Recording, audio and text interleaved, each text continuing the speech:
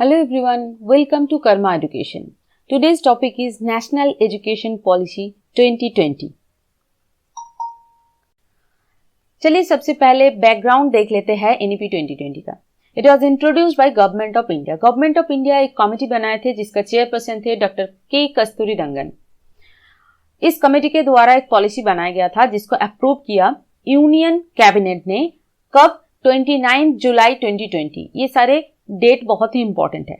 फिर NEP 2020 national education policy 2020 replace करते हैं नेशनल पॉलिसी ऑन एजुकेशन 1986. यहाँ पे 1986 का जो एजुकेशन पॉलिसी था उसका नाम है नेशनल पॉलिसी ऑन एजुकेशन और अभी का जो है वो है नेशनल एजुकेशन पॉलिसी. तो ये दोनों का जो नाम है थोड़ा अंतर है. यहाँ पे पॉलिसी लास्ट में है और पहले जो था वो पॉलिसी बीच में था. इस रिलेटेड क्वेश्चन आ चुका है इसीलिए मैं इसको फोकस कर रही हूँ. नाम और डेट बहुत अच्छे से याद करना है. शुरू में जब कोई नया पॉलिसी आता है तब पहले जो क्वेश्चन बनता है इससे इस रिलेटेड बनता है कि इसका फुल फॉर्म क्या है, डेट क्या था और क्या क्या नाम इसके साथ जुड़ा हुआ है. इन सारे चीजों में अभी हम लोग को बहुत ज्यादा फोकस करना है. बाद में इस रिलेटेड क्वेश्चन थोड़ा डीप में जाते हैं पर शुरुआत का क्वेश्चन ऐसे ही रहता है. और ये क्यों सिग्निफिकेंट है? मोर और लेस ये एक रिफॉर्मेशन लाया है और ट्रांसफॉर्मेशन किया है किस चीज को ना, अभी का जो एजुकेशन सिस्टम है इंडिया का उसको. तो इसीलिए ये बहुत ही सिग्निफिकेंट बन जाता है. NEP 2020 हायर एजुकेशन रिलेटेड जितने भी रिकमेंडेशन दिए हैं वहां से स्टार्ट करते हैं. हायर एजुकेशन कैसा होना चाहिए? Holistic and multi disciplinary education इसमें रहेगा और इसके साथ साथ मल्टीपल एंट्री और एग्जिट रहेगा. मल्टी डिसिप्लिनरी एजुकेशन यानी कि एक स्टूडेंट अगर BA LLB करते हैं तो उसको मल्टी डिसिप्लिनरी एजुकेशन बोला जाता है. मल्टीपल एंट्री और एग्जिट क्या होता है? एक 3 इयर्स का कोर्स है. एक पहला जो ईयर है उसी में आप उसको छोड़ के कहीं और जाते हैं, कोई भी रीजन से आपका वो छूट जाता है कोर्स. बाद में 1 साल 2 साल जितने भी टाइम आप लो उसके बाद आके जहां पे आप छोड़ के गए थे वहीं से आप उस कोर्स को स्टार्ट कर सकते हो. ये होता है मल्टीपल एंट्री और एग्जिट. MPhil जो कोर्स था उसको डिसकंटिन्यू किया गया है और हायर एजुकेशन को कमर्शियल नहीं बनाना चाहते हैं, इसीलिए इसको कमर्शियलाइजेशन ऑफ हायर एजुकेशन के साथ एक लड़ाई शुरू होना चाहिए. Combat with commercialisation of higher education. Masters जो डिग्री है इसका 3 डिवीजन रहेगा. 1 साल का मास्टर्स होगा, 2 साल का मास्टर्स होगा, 5 इयर्स यानी कि इंटीग्रेटेड मास्टर्स होगा. और 2030 तक हायर एजुकेशन में gross enrolment ratio up to 50% ले जाना है. अभी 27% के अराउंड है, इसको 50% तक ले जाना है बाय 2030. ये बहुत ही इंपॉर्टेंट है. कॉमन एंट्रेंस एग्जाम जितने भी है हायर एजुकेशन इंस्टीट्यूट में एडमिशन लेने के लिए होता है उसको NTA के द्वारा कंडक्ट किया जाएगा. क्लास 6 से वोकेशनल एजुकेशन को विथ इंटर्नशिप लागू करना है. और भी है higher education related recommendation NEP 2020 का. मैं इसको ऐसे बनाई हूं ताकि आपको नोट बनाने में आसान हो और आप इसको बहुत दिन तक रिटेन कर पाओ. फर्स्ट है नेशनल रिसर्च फाउंडेशन NRF. ये क्यों बनाया गया था? To foster research culture. Research culture जो है, रिसर्च कल्चर को फोस्टर करने के लिए इसको बनाया गया था. ये बहुत ही इंपॉर्टेंट है. ठीक है, ये बहुत ज्यादा इंपॉर्टेंट है. इसको क्यों बनाया गया था इस रिलेटेड क्वेश्चन आ सकता है. रिसर्च कल्चर को फोस्टर करने के लिए नेशनल रिसर्च फाउंडेशन बनाया गया था. स्पेशल एजुकेशन जोन जो है, स्पेशल एजुकेशन जोन ये डिसएडवांटेज जो ग्रुप है उसके लिए है. डिसएडवांटेज ग्रुप और रीजन जो है उन लोगों के लिए ये बनाया गया था. सेज शॉर्ट फॉर्म भी याद रखिए फुल फॉर्म के साथ. फिर है multi disciplinary education and research university that is Meru. ये इसमें कौन कौन आएगा? IIT, IIM. इसको क्या किया गया? IIT, IIM को ग्लोबली कनेक्ट करने का बात की गई है मेरू में. ठीक है, और आर्ट्स, साइंस, कॉमर्स ये जो एक सेपरेशन था हम लोगों का एजुकेशन सिस्टम में उसको हटाया गया है. No rigid separation. एक बच्चा अपना इंटरेस्ट के हिसाब से कोई भी सब्जेक्ट ले सकता है. फिर हायर एजुकेशन में हायर एजुकेशन के साथ प्रोफेशनल एजुकेशन को बहुत अच्छे से इंटर रिलेट करना है. प्रोफेशनल एजुकेशन हायर एजुकेशन में रहेगा ही, इंटीग्रल पार्ट बनाना है इसको, ठीक है। फिर है national educational technology forum, NETF। NETF ये एक ऑटोनोमस बॉडी है। यहाँ पे क्या बोला गया है कि टेक्नोलॉजी को इक्विटी के साथ यूज करना है। Use technology with equity, use technology with equity, ये है इसका मेन फंडा, ठीक है। तो ये है NETF। तो क्या क्या हम लोग यहाँ पे पढ़े कि नेशनल रिसर्च फाउंडेशन जो है वो क्यों बनाया गया था, रिसर्च कल्चर को फोस्टर करने के लिए। फिर है स्पेशल एजुकेशन जोन, ये डिसएडवांटेज ग्रुप है जो उसके लिए, डिसएडवांटेज ग्रुप और रीजियन के लिए ये है says, special education zone. Meru है, मेरू में IIT IIM को ग्लोबली कनेक्ट करने की बात की गई है।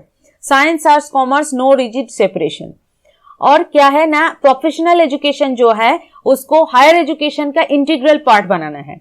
उसके साथ साथ NETF national educational technology forum, ये एक ऑटोनोमस बॉडी है, इसको याद रखिए, नोट बना लीजिए। ये एक ऑटोनोमस बॉडी है जिसका मेन फंडा ही है कि टेक्नोलॉजी को कैसे इक्विटी के साथ यूज किया जाए।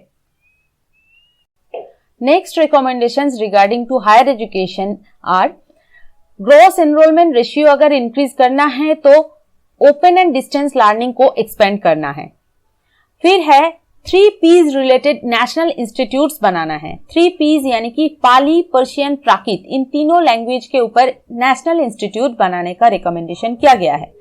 एडल्ट एंड यूथ लर्निंग को, एडल्ट एंड यूथ लिटरेसी को 100% तक अचीव करने की बात की गई है। और डीम्ड टू बी यूनिवर्सिटीज जितने भी है उसको अब बंद करने का बात की गई है, stop deemed to be universities.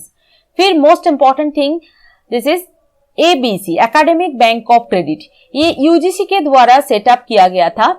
और इसमें क्या होता है, ये एक वर्चुअल स्टोर हाउस है जहां पे एक स्टूडेंट का एकेडमिक जर्नी में जितने भी एजुकेशनल क्रेडिट अर्न किया है वो उसका उस रिलेटेड इंफॉर्मेशन यहाँ पे रहेगा और इसका वैलिडिटी रहेगा 7 इयर्स तक, राइट।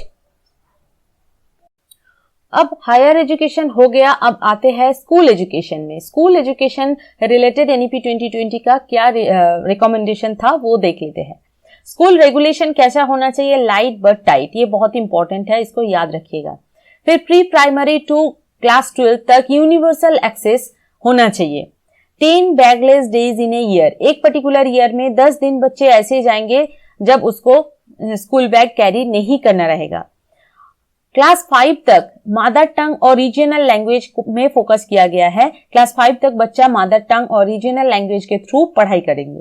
फिर है 5 पूरा जो एजुकेशन सिस्टम है, स्कूल एजुकेशन सिस्टम, वो पहले क्या था 10+2+3 ऐसा था, उसको अब बना दिया गया है 5+3+4।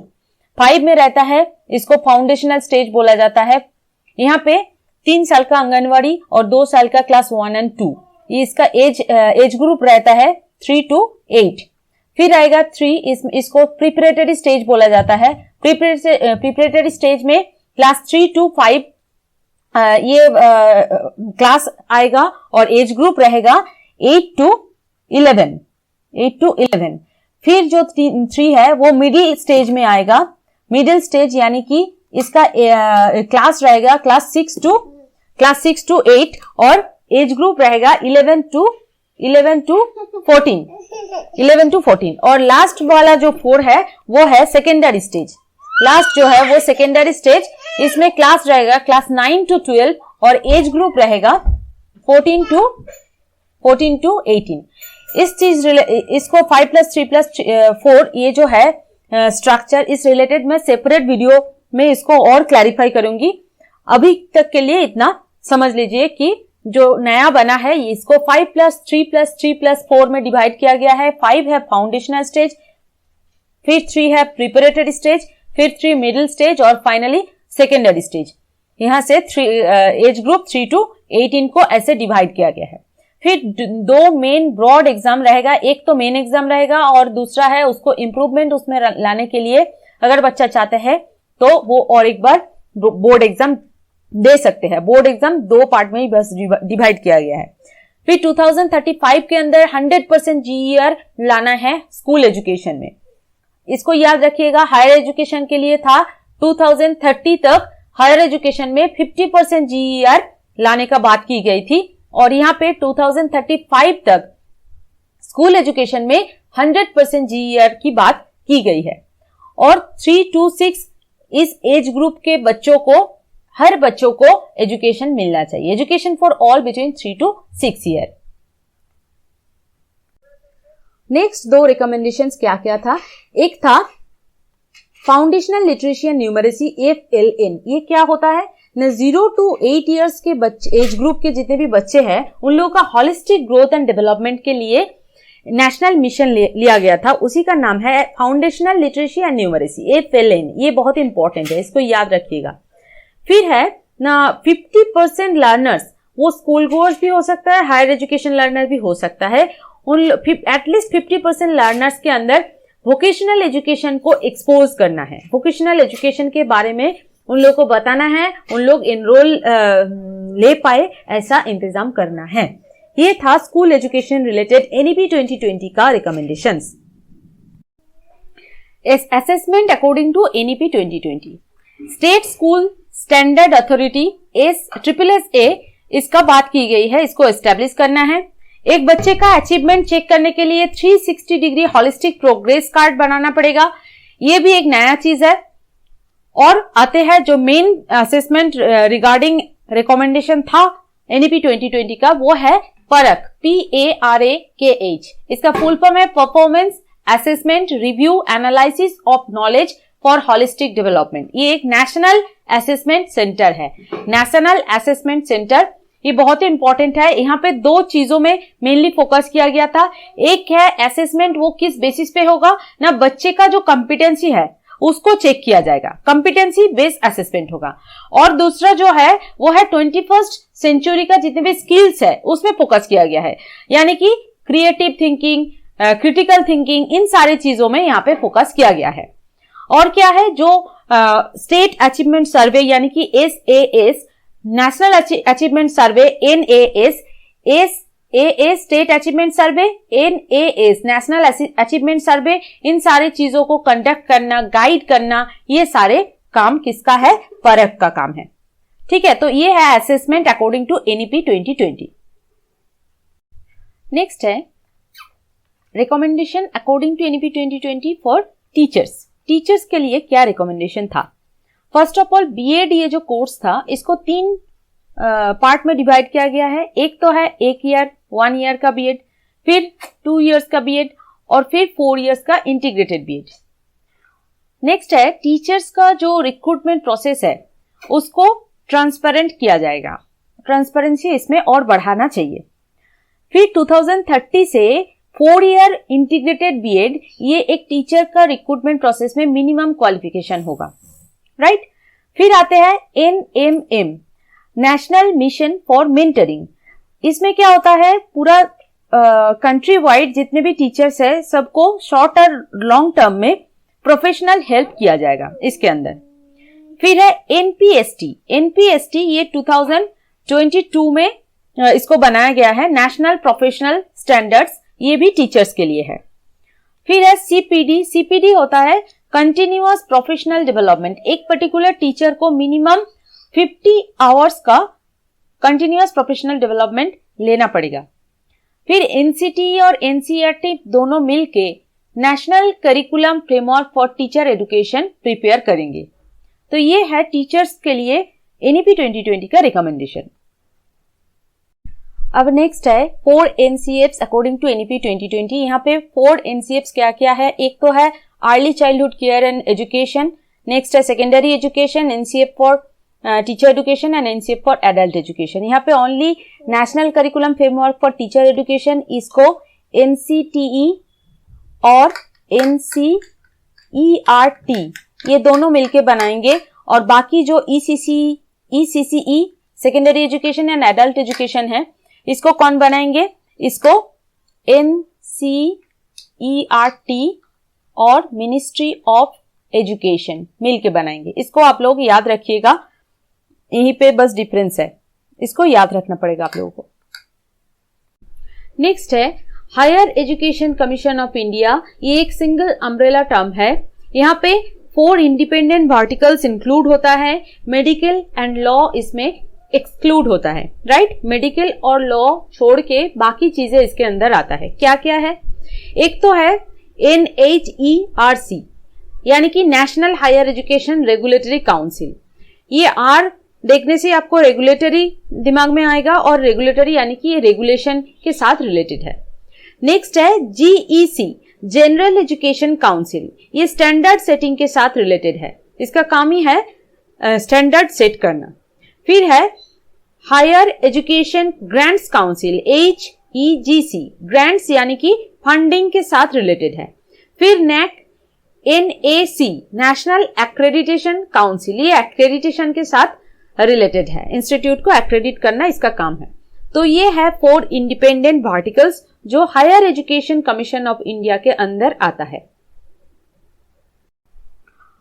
और ये बाकी 2 चीज मैंने ऐड करना भूल गया, यहां पे मैं बता देती हूं कि अभी तक 2.9% के अराउंड करेंटली जीडीपी का हम लोग एजुकेशन में हम लोग को मिलता है, यूज होता है जीडीपी का 2.9% अराउंड 3%, पर इसको 6% तक इंक्रीज करने का बात की गई है कि 6% जीडीपी का एजुकेशन में यूज करना होगा, और एजुकेशन को इंटरनेशनल लेवल पे ले जाना है। इंटरनेशनलाइजेशन ऑफ एजुकेशन, इसका भी बात किया गया है NEP 2020 में। तो इस वीडियो में हम लोग जो NEP 2020 है उस रिलेटेड क्या क्या कवर कर लिए, इसका बैकग्राउंड हम लोग देख लिए। फिर हायर एजुकेशन रिलेटेड इसका जो रिकमेंडेशन है उसको देखा हम लोग। फिर उसके बाद स्कूल एजुकेशन, देन असेसमेंट, फिर टीचर एजुकेशन, देन 4 NCFs, और finally higher education commission of India. इसके अंदर जो 4 वर्टिकल्स है उसको भी हम लोग कवर कर लिए हैं। तो ये वीडियो अगर आप लोगों को इन्फॉर्मेटिव लगा तो मुझे जरूर कमेंट बॉक्स में बताइए कि ऐसी और कौन सा टॉपिक आप लोगों को चाहिए, मैं जरूर कोशिश करूंगी उस रिलेटेड वीडियो लाने का। Thank you.